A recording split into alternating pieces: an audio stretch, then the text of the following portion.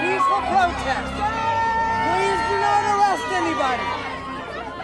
It began in New York, students setting up a pro-Palestinian camp at Columbia University nearly 3 weeks ago. But Columbia called in the police, who stormed buildings and arrested scores of students. The movement quickly spread. We are not an authoritarian nation where we silence people or squash dissent. But neither are we a lawless country.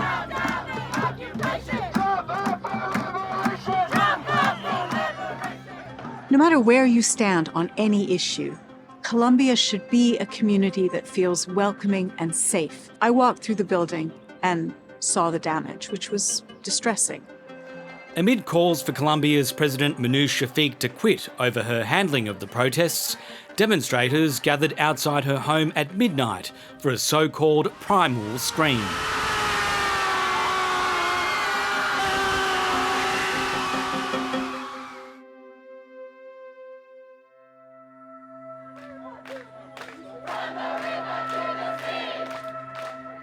The movement has spread to Australian universities, with camps popping up in at least 7 cities.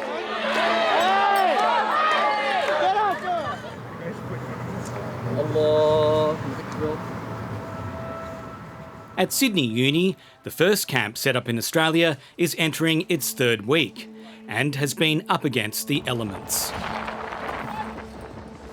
So far, the university has allowed the camp to stay. We visited the site as organisers were bedding down for the long haul. The encampment has been growing dramatically. On Tuesday we set up, we had maybe 5, 6, 8 tents, and now the whole of the front lawns are filled with tents. If it comes to it, I am prepared to be arrested. How long are you willing to stay here? To be frank, as long as it takes. How long might that be? Months. I just think my priority completely lies with the people of Gaza, as well as the students all across the world who are facing police repression. And no, I will not be flinching. I think us students, we have a responsibility, and that is the responsibility to the people of Gaza at the moment. We've got a responsibility to stand up, we've got a responsibility to fight.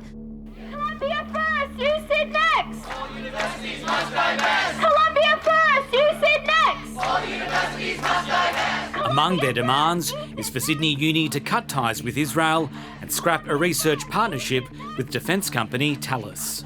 The university's outgoing Chancellor, Belinda Hutchinson, sits on the company's board. I think that's outrageous and just the most blatant, tie that the university has.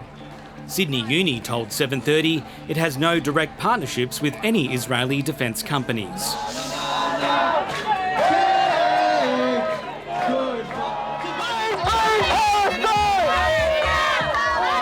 The camps around Australia have made some Jewish students feel unsafe. At the ANU camp in Canberra, one organiser expressed support for Hamas, while chants in Sydney of intifada or uprising have put some on edge even in other cities. The consensus among Jewish students here is that we just feel helpless, and this doesn't add to our sense of belonging in the university space whatsoever. It only makes us feel more isolated and more at the whim of activists.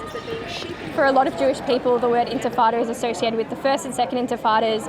They were events that caused a lot of heartbreak for the Jewish people, Israel. We saw suicide bombings, we saw Jewish people slaughtered. I don't think we're just expressing some intent of violence. In fact, our movement is overwhelmingly peaceful. On our campuses, we have seen children brought by their parents to chant for an intifada. On Friday, a pro-Israel group called Stand With Us rallied at Sydney Uni with their own Australian flavour.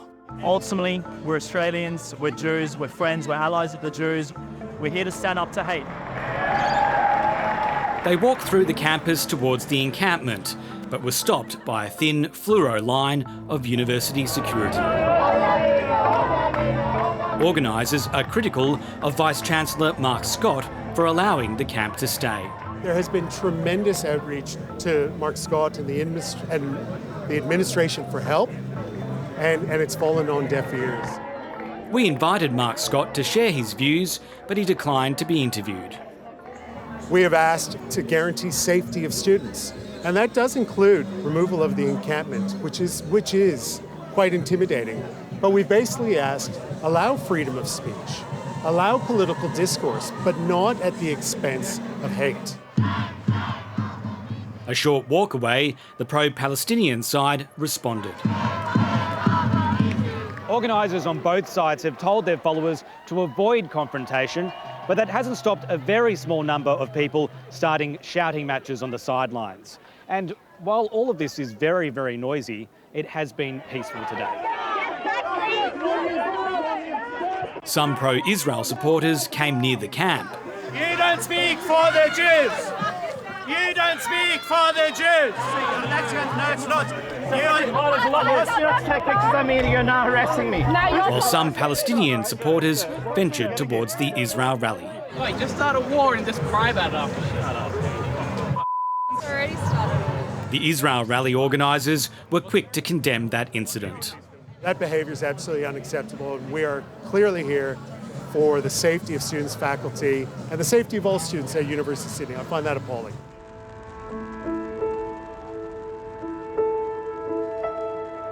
As the pro-Palestinian camp at Sydney Uni digs in, graduation ceremonies have continued uninterrupted. The class of 2024 will be one to remember. It's definitely not what you expect to see on graduation day, but I feel like it hasn't affected it too much. I mean, we're very much of the opinion that people can express their political beliefs, however that is. I think this university is very supportive of that. They acknowledged it during the ceremony and everything, but it's been really generally peaceful.